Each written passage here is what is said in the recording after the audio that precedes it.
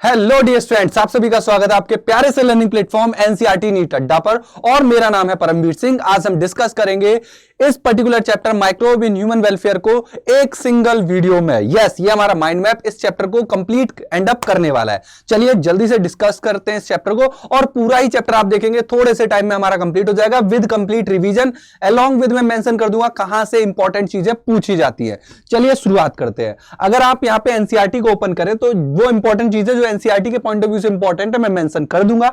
Otherwise आपको proper notes यहां पे परम सर ने बना दिए हैं जो आपको मिल जाएंगे टेलीग्राम चैनल पे। ओके, सो यहां पर देखिए microbe in human welfare chapter की जब भी हम बात करते हैं तो यहां पे जरा नोटिस करेंगे कि प्रोसेस स्टार्ट होती है, ये पूरी चीजें स्टार्ट होती है माइक्रोब से कि माइक्रोब क्या होते हैं। सो माइक्रोब क्या होते हैं पहली बात समझ लो, वो माइक्रोस्कोपिक एनिमल जो हम अपनी नेकेड आई से नहीं देख सकते, दे आर माइक्रोब्स। ऑब्वियस सी बात है, वो क्या है, माइक्रोब्स है। और इन माइक्रोब की कैटेगरी में कौन आ जाएगा, बैक्टीरिया, वायरस, फंगस, प्रोटोजोअन्स और अदर जो लोअर ऑर्गेनिज्म भी हैं जैसे प्रियॉन्स, वायरॉन्स, उन सभी को हम यहां पे काउंट कर लेंगे। They are harmful as well as useful. उनको आप देखेंगे वो हार्मफुल भी हो सकते हैं, यूजफुल भी हो सकते हैं। कौन कौन से मेंबर, ये जो मेंबर है माइक्रोब्स के वो हार्मफुल भी हो सकते हैं, यूजफुल भी हो सकते हैं। मगर हम इस चैप्टर में बात करेंगे जो ह्यूमन वेलफेयर में ह्यूमन के पॉजिटिव पार्ट में मदद कर रहे हैं, उसका वन वे और अदर वे उसको बेनिफिट प्रोवाइड कर रहे हैं ह्यूमन को, हम उनकी बात करने वाले हैं। तो चलिए स्टार्ट करते हैं उन माइक्रोब की बात करना जो हमको हाउस होल्ड प्रोडक्ट में मदद कर रहे हैं, हमारी घरेलू जिंदगी में मदद कर रहे हैं। आप सभी ने घर में दही जरूर खाया होगा, और कर्ड को बनाने के लिए जो बैक्टीरियम यूज होता है दैट इज कॉल्ड लैब बोले तो लैक्टिक एसिड बैक्टीरिया, राइट। इसका नाम है लैक्टोबैसिलस, राइट। इसको हम और क्या बोलते हैं, lactic acid bacteria, right. Because ये क्या करते हैं, मिल्क को कन्वर्ट कर देते हैं कर्ड में, राइट। और ये जब इस प्रोसेस को परफॉर्म करते हैं तो आप नोटिस करेंगे यहां पे विटामिन B12 का लेवल भी इंक्रीज हो जाता है, विटामिन B12 का लेवल इंक्रीज हो जाता है। एज वेल एज ये चेक करते हैं डिसीज कॉजिंग माइक्रोब को, और उनके नंबर को भी मेंटेन करके रखते हैं, बढ़ने नहीं देते। आगे बढ़ते हैं और हम बात करते हैं फर्मेंटेशन प्रोडक्ट की।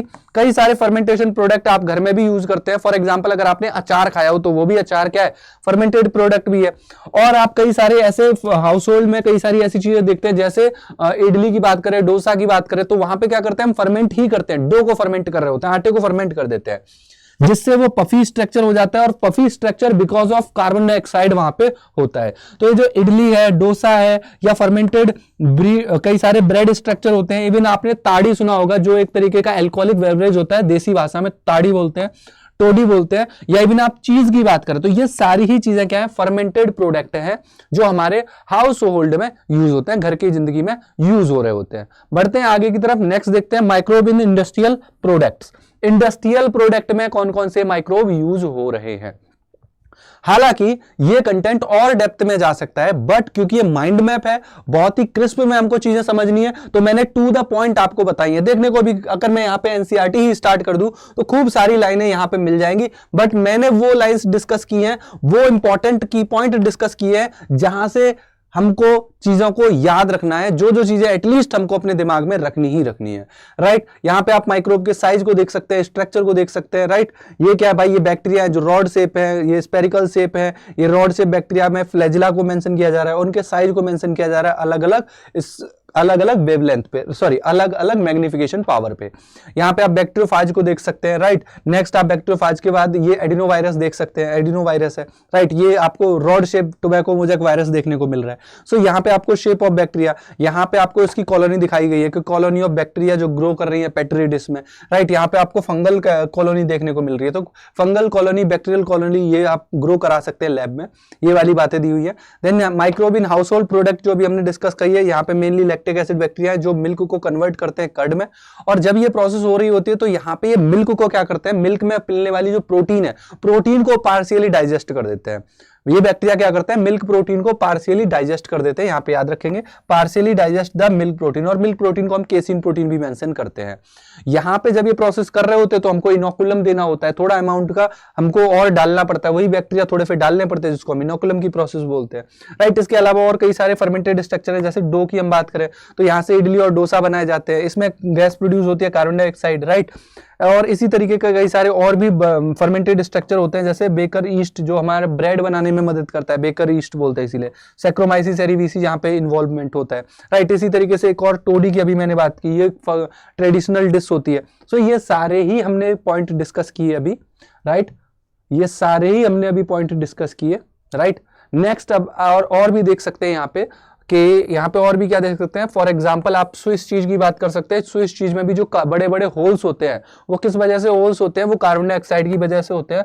और यहाँ पे स्विस चीज में इन्वॉल्व जो बैक्टीरियम है वो दैट इज प्रोपियोनिबैक्टीरियम शर्मानी। तो चीज को बनाने में भी हम किसकी यूज कर रहे हैं, ऑब्वियस सी बात है फर्मेंटेड वाले स्ट्रक्चर का यूज कर रहे हैं। और यहाँ पे भी हम क्या देख रहे हैं, स्पेसिफिक माइक्रो ऑर्गेनिज्म इन्वॉल्व होता है। इसी तरीके से एक और चीज होता है दैट इज कॉल्ड रॉकफोर्ड चीज, इसमें इन्वॉल्वमेंट एक फंगस का होता है। यहाँ पे प्रोपियोनिबैक्टीरियम शर्मानी ये एक बैक्टीरिया है। तो बैक्टीरिया और फंगस माइक्रो ऑर्गेनिज्म ही है जो इन्वॉल्व हो रहे हैं चीज को बनाने में। सो ये सारे ही पॉइंट अब हमने डिस्कस कर लिए। बढ़ते हैं आगे की तरफ, माइक्रोब किस तरीके से इंडस्ट्रीज में यूज हो रहे हैं, ठीक है। नेक्स्ट देखिए इंडस्ट्रियल रेफरेंस में अगर हम बात करें तो आप नोटिस करोगे माइक्रोब को हम यूज करते हैं बेवरेज बनाने में, कई सारे अल्कोहल प्रोडक्ट बनाने में, जहां पे हम अल्कोहल बना रहे होते हैं फ्रूट से भी और हम सीरियल से भी, मतलब जो अनाज होता है उससे भी। तो आप देखोगे fermented cereals and fruits, beer आप देखने को मिलेंगी, वाइन मिलेंगी, जो कि क्या बनती है, जो डिस्टिलेशन प्रोसेस को भी इन्वॉल्व करती है। Brand distillation process actually involve होती है ब्रांडी में, रम में, और आप हायर लेवल की जो विस्की वगैरह होती है उनमें, राइट। जबकि आप वाइन की बात करेंगे या बियर की बात करेंगे, बियर और वाइन, बियर जो बनती है वो किससे बनती है, जौ वगैरह से बनती है। वाइन जो बनती है वो ग्रेप्स से बनती है, राइट। और इसमें आप क्या देखते हो, अल्कोहल लेवल बहुत लिमिटेड कंडीशन में होता है, मतलब 5 से 10% के बीच में रहता है। जब आप डिस्टिलेशन कर देते हो तो अल्कोहल का कंसंट्रेशन भी बढ़ जाता है। और जब आप इसको ऑब्वियस सी बात है प्रोड्यूस कर रहे हो लार्ज स्केल पे, तो यहाँ पे कई सारे स्ट्रक्चर की जरूरत पड़ती है। जैसे बियर को बनाने के लिए बड़े बड़े जार, बियर जार की जरूरत पड़ती है जिनमें ये बनते हैं, राइट। इसके साथ साथ आप बेवरेज के साथ साथ यहाँ पे एंटीबायोटिक का प्रोडक्शन करते हो, और एंटीबायोटिक जो बनती है वो एक पर्टिकुलर फंगस को हम इन्वॉल्वमेंट शो करते हैं, पेनिसिलिन, राइट। तो पेनिसिलिन सबसे कॉमन है, राइट। अलेक्जेंडर फ्लेमिंग ने इसको डिस्कवर किया था, एक बार को हम मेंशन कर सकते हैं। देन आप आगे बढ़ोगे, यहाँ पे मेंशन कर सकते हैं आप कि केमिकल एंजाइम और बायोएक्टिव मॉलिक्यूल भी इन्वॉल्व होते हैं, right. Chemical enzyme and bioactive molecule के केस में अगर हम बात करें तो कई सारे यहां से क्वेश्चन बनते हैं। और ये जो पर्टिकुलर सेशन आप देख रहे हो, इस पर्टिकुलर पार्ट के लिए सबसे इंपॉर्टेंट है। अगर आप देख रहे हो तो ये टेबल अभी के अभी अपनी कॉपी पर बना लेना, मैं यहां पे मार्क कर रहा हूं। ये सेशन नो डाउट छोटा है मगर की पॉइंट बताएगा, और इन्हीं की पॉइंट से तुम्हारे एग्जाम में काम बन जाएगा। जरा याद रखो, कुछ केमिकल की बात कर रहा हूं, एज इट इज याद रखना है। पहला नंबर पॉइंट 1, अगर देख रहे हो वीडियो को पॉज करके इस लिस्ट को बना लेना, चाहे तो सुनते सुनते बना सकते हो, बना लेना। एस्परजिलस नाइगर जो कि फंगस है जो सिट्रिक एसिड प्रोड्यूस करेगा। एस्परजिलस नाइगर फंगस है, सिट्रिक एसिड प्रोड्यूस करेगा। एसिटोबैक्टर एसिटाई बैक्टीरिया है, एसिटिक एसिड प्रोड्यूस करेगा। एसिटोबैक्टर एसिटाई एक बैक्टीरिया है जो क्या प्रोड्यूस करेगा, acetic acid. Acetobacter aceti acetic acid, याद हो जाएगा, एसिटोबैक्टर एसिटाई से एसिटिक एसिड बन रहा है, ए याद हो जाएगा, मगर ये याद रखना बैक्टीरिया है। एस्परजिलस नाइगर, नाइगर वर्ड जो आ रहा है, नाइगर इज फॉर फंगस, याद रखना। एस्परजिलस आपको पता भी होगा, एस्परजिलस फंगस है, नाम से समझ में आ रहा है, राइट। एस्परजिलस फंगस है, ये क्या प्रोड्यूस करता है, सिट्रिक एसिड प्रोड्यूस करेगा। नेक्स्ट देखो, क्लोस्ट्रीडियम बोटुलिनम बैक्टीरिया है, butyric acid. Clostridium botulinicum butyric acid, नाम से याद रख सकते हो, तीसरे नंबर का एसिड। 3 एसिड हमने बात की है, अब लास्ट बचता है लैक्टिक एसिड, बच्चा जानता है इसको, तो लैक्टोबैसिलस से बनेगा। 4 एसिड है। सिट्रिक एसिड याद करना थोड़ा सा हार्ड है क्योंकि वो एक पर्टिकुलर फंगस से बन रहा है जिसका नाम है Aspergillus Niger. Aspergillus Niger fungus है, सिट्रिक एसिड बना रहा है। Acetic acid Acetobacter aceti bacteria बना रहा है। क्लोस्ट्रीडियम बोटुलिनिकम ब्यूटेरिक एसिड बना रहा है। लैक्टोबैसिलस लैक्टिक एसिड बना रहा है। आपको बस ये की पॉइंट याद रखनी है, ध्यान रखेंगे, ये की पॉइंट वेरी वेरी इंपॉर्टेंट है। नेक्स्ट देखो, अब आप आ जाओ कुछ पर्टिकुलर एंजाइम की तरफ। जैसे आप नोटिस करोगे लाइपेज की हम बात करते हैं, किसकी बात करेंगे, लाइपेज की बात करेंगे। लाइपेज ऑब्वियस सी बात है लिपिड को रिमूव करने में मदद करेंगे, लिपिड को डाइजेस्ट करेंगे। और लिपिड का बेस्ट एग्जांपल क्या है, ऑयल और घी। तो जो लाइपेज होंगे वो क्या करेंगे, डिटर्जेंट की तरह काम करेंगे और वो रिमूव करते हैं ऑयल की स्टेन को। याद हो जाएगा, इजी है। देखो जरा यहां पे तो लाइपेज क्या कर रहे हैं, ऑयल की स्टेन को, दाग धब्बों को हमारे कपड़ों से हटाने का काम करते हैं। पैक्टीजेज प्रोटीएज ये क्लियर करते हैं बॉटल जूस से। आपने किसी भी, जैसे आपने कैटरीना कैफ का एक वो देखा होगा है ना, स्लाइस साहब, उसके चेहरे पे थोड़ा सा वो गिरता है ना, मैंगो जूस गिरता है, क्या मस्त नजारा लगता है वो, है ना। यस, पॉइंट है कि वो जो स्लाइस होती है क्या उसमें उसकी पल्प दिखती है, मैंगो की पल्प नहीं दिखती। जबकि मैंगो का अगर तुम घर में जूस बनाओगे उसके पल्प दिखेगा प्रॉपर, क्या उसमें पल्प दिखता है? नहीं। क्यों नहीं दिखता? क्योंकि वो जो पल्प जैसे स्ट्रक्चर होते हैं उनको हम डाइजेस्ट कर देते हैं, उनको हटा देते हैं, समझ रहे हो, उनको डाइजेस्ट करके हटा के फिर जो लिक्विड पार्ट होता है एज इट इज, यस, वो हम यूज करते हैं। हालांकि आजकल नई नई और भी ड्रिंक आ रही है, जैसे मोगो मोगो सुना होगा, मोगो मोगो सुना है, उसमें प्रॉपर पल्प रहती है नीचे, यस, आजकल वो भी ट्रेडिशन में, राइट। तो पैक्टीज और प्रोटीएज जो होते हैं ये क्या करते हैं, क्लियर बॉटल जूस में जो जूस होता है उसको और क्लियर कर देते हैं। नेक्स्ट देखो, मोस्ट इंपॉर्टेंट है स्ट्रेप्टोकाइनेज। स्ट्रेप्टोकोकस से एक एंजाइम मिलता है स्ट्रेप्टोकाइनेज। ये एंजाइम क्या करता है, क्लॉट बस्टर की तरह काम करता है। मैं अलग कलर से लिखता हूं, एकदम रंगीन कलर, पिंक, इसको ये वाला कलर दे देता है, चलो। ट्राइकोडर्मा और स्ट्रेप्टोकोकस जो कि प्रोड्यूस करता है स्ट्रेप्टोकाइनेज, और ये काम कैसे करता है, क्लॉट बस्टर की तरह काम करता है, राइट। ब्लड वेसल्स में क्लॉट्स जो होते हैं उनको रिमूव करने में इन्वॉल्व है, क्लॉट बस्टर की तरह काम कर रहा है, सही है। ट्राइकोडर्मा पॉलीस्पोरम ये एक फंगस है, ये साइक्लोस्पोरिन ए को बनाता है, और साइक्लोस्पोरिन एक इम्यूनोसप्रेसिव एजेंट है। बहुत इंपॉर्टेंट लिख रहा हूं, ये 3 मेंबर जिनको मैंने पिंक से किया हुआ है, ये 3 मेंबर वेरी वेरी इंपॉर्टेंट है। दोबारा से इनको मार्क करूंगा एक बार, ये 3 मेंबर बहुत इंपॉर्टेंट है, याद रखेंगे। स्ट्रेप्टोकोकस, ट्राइकोडर्मा और फिर लास्ट मोनस्कस परप्यूरिस, ये क्या है, स्टैटिन प्रोड्यूस करता है, और ये बोले जाते हैं ब्लड कोलेस्ट्रॉल लोअरिंग एजेंट, ये इम्यूनोसप्रेसिव, और ये हमारा फाइनली क्लॉट बस्टर। इन तीनों को जरूर याद रखना, ये सबसे इंपॉर्टेंट है। पूरे चैप्टर में अगर क्वेश्चन बनेगा तो यहां से बनता है। ये जो मैंने 3 मेजर पार्ट बताए, एसिड बताए मैंने आपको, 2 आपको लाइपेज पेक्टेज के बारे में बताया, राइट, और फाइनली ये 3 मेंबर है। 3 मेंबर, एक क्लॉट बस्टर है, एक इम्यूनोसप्रेसिव है, और फाइनली एक कोलेस्ट्रॉल लोअरिंग एजेंट है। आपको इनके माइक्रोब याद रखने हैं, इससे बनने वाला कंपोनेंट याद रखना है, और क्या वो परफॉर्म कर रहे हैं वो याद रखना है, ठीक है। देखो दोबारा से रिपीट कर रहा हूं, एस्परजिलस नाइगर फंगस है, क्या बनाएगा, सिट्रिक एसिड बनाएगा। दूसरा देखो एसिटोबैक्टर एसिटाई है, बैक्टीरिया है, क्या बना रहा है, एसिटिक एसिड बना रहा है। तीसरा देखो क्लोस्ट्रीडियम बोटुलिनिकम, ये क्या है भाई, ये अगेन एक बैक्टीरिया, क्या बना रहा है, ब्यूटेरिक एसिड बना रहा है। लैक्टोबैसिलस बैक्टीरिया है, लैक्टिक एसिड बना रहा है। 4 एसिड हो गए। अब 2 मेंबर याद करो, लाइपेज कपड़ों से स्टेन हटाने में मदद करेगा ऑयल की, और दूसरा हमारा प्रोटीएज पैक्टेज, ये हमारे क्या करेंगे, क्लियर बॉटल जूस बनाएंगे, बॉटल के जूस को एकदम क्लियर कर देंगे, फाइबर वगैरह उसमें नहीं मिलेंगे आपको, राइट। अब 3 मेंबर आ गए, स्ट्रेप्टोकोकस जो कि स्ट्रेप्टोकाइनेज प्रोड्यूस करता है, ये अगेन एक बैक्टीरिया, स्ट्रेप्टो ऑब्वियस सी बात है, कोकस बैक्टीरिया का शेप की बात हो रही है, गोल गोल शेप हो जाएंगे इसके, है ना। और ये कैसे काम करता है, स्ट्रेप्टोकाइनेज कैसे काम करता है, क्लॉट बस्टर की तरह काम करता है।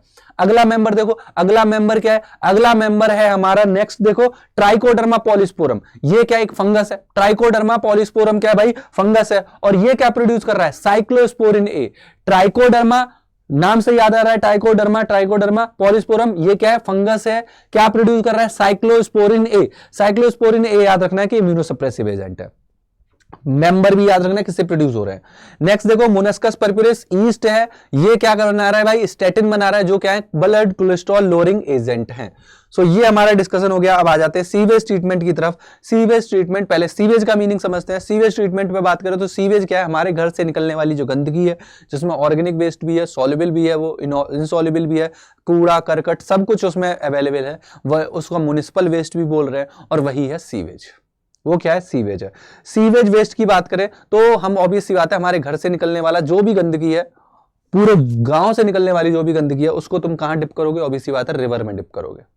और रिवर उसी वजह से क्या होती जा रही है, और गंदी होती जा रही है, क्योंकि ह्यूमन की पॉपुलेशन बढ़ रही है। ह्यूमन की पॉपुलेशन के बढ़ने से ह्यूमन के घर से निकलने वाली जो गंदगी है वो बढ़ रही है, और वो बढ़ती हुई गंदगी सीधी कहां जा रही है, गंगा में जा रही है, यमुना में जा रही है, और हमारी नदियों को कर रही है गंदा, है ना।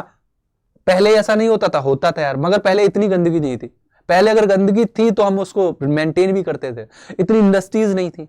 तो अब जरूरत पड़ेगी इसको हमको प्रॉपर तरीके से ट्रीट करने की, हम ऐसे ही ये गंदा पानी रिवर्स में नहीं डाल सकते।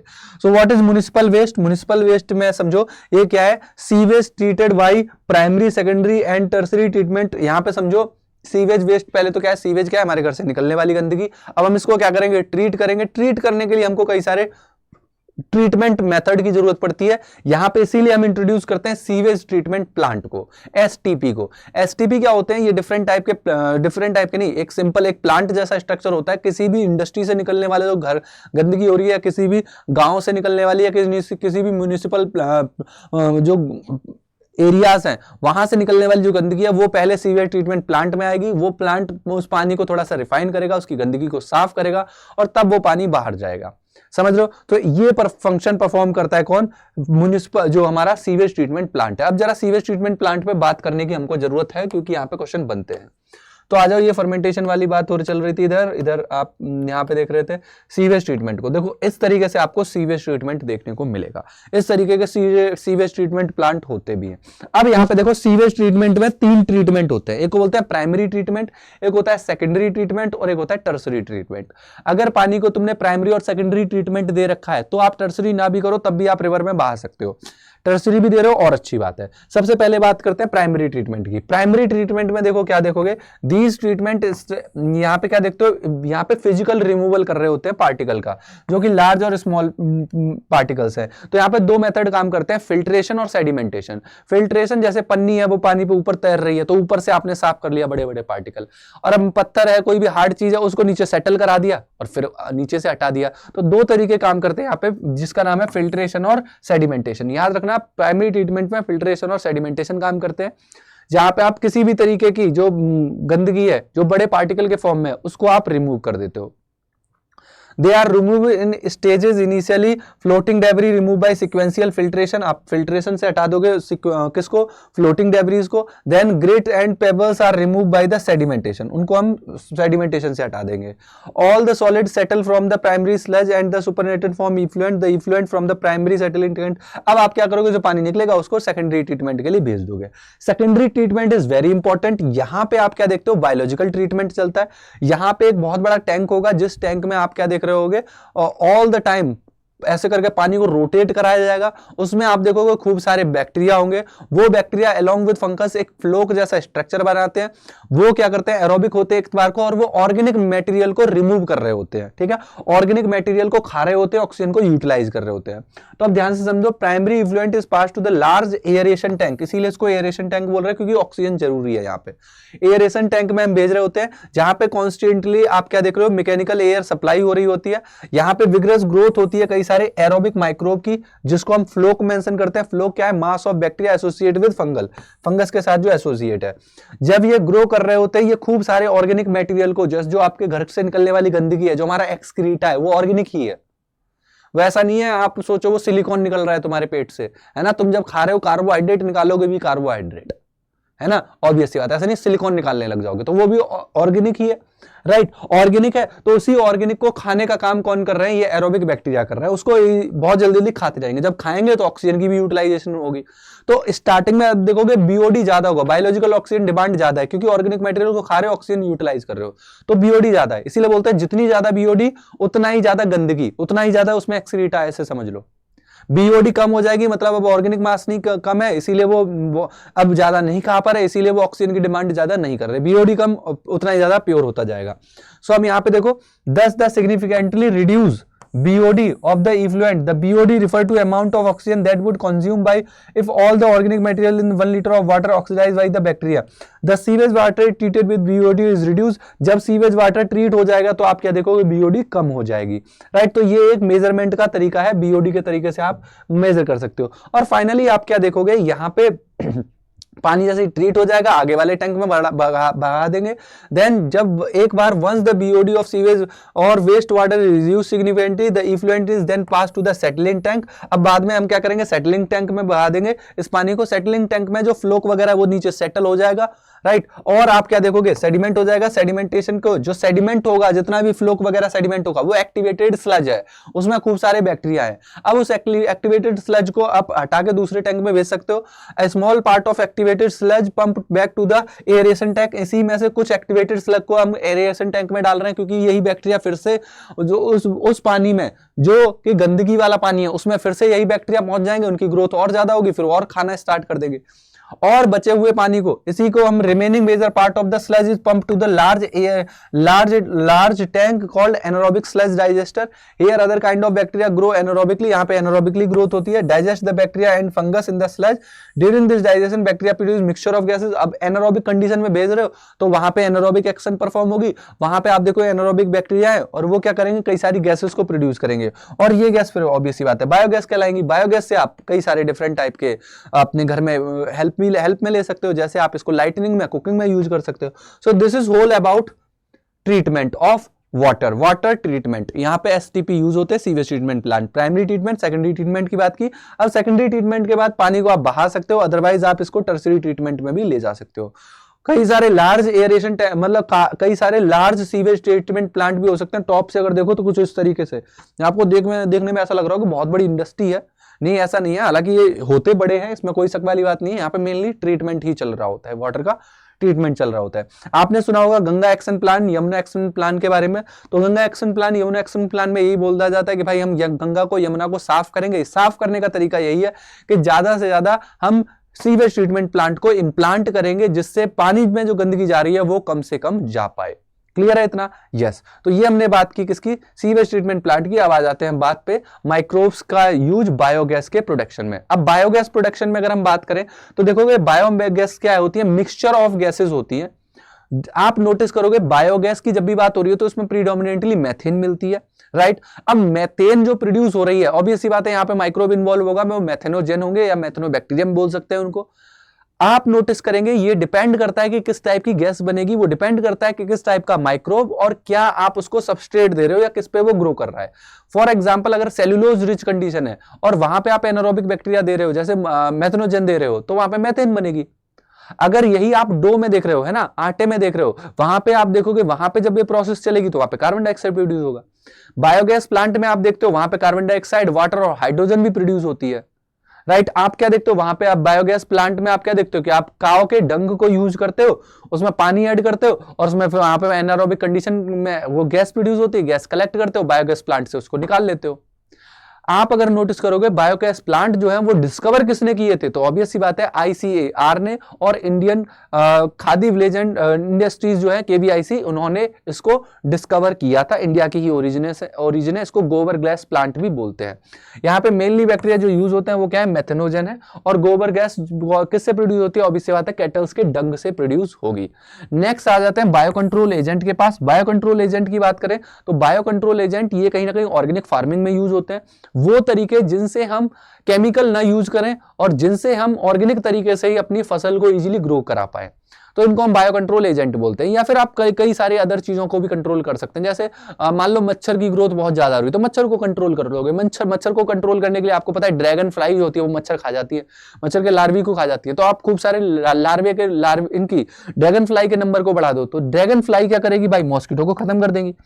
बीटी कॉटन में बीटी जो बैसिलस तुरंजिएंसिस है वो क्या करता है, कई सारे जो इंसेक्ट होते हैं उनके लार्वी को खत्म कर देता है, राइट। तो ये पर्टिकुलर माइक्रोब है जो इंसेक्ट के लार्वा को खत्म कर रहा है। लेडी बर्ड आपने देखा होगा एफिड को खा के खत्म कर देती है। तो ये कई सारे बायोलॉजिकल मेथड्स हैं जिससे प्लांट डिसीज को होने से और रोका जा सकता है, राइट। और क्योंकि ये बायोलॉजिकल मेथड है इसीलिए और बेहतर है, हम कोई केमिकल यूज नहीं कर रहे। यूरिया यूज करेंगे तो ऑब्वियस सी बात है आने वाले टाइम में वो और प्लांट को ही टॉक्सिक करेगा, उस समय तो कर देगा मगर सॉइल की क्वालिटी को खराब कर देगा, राइट। तो केमिकल के हम यूज से बच पाएं इसीलिए हम बायो कंट्रोल एजेंट को और ज्यादा यूज करते हैं। एंड यहीं पे इसी का बेस्ट नेक्स्ट वर्जन है बायो फर्टिलाइजर।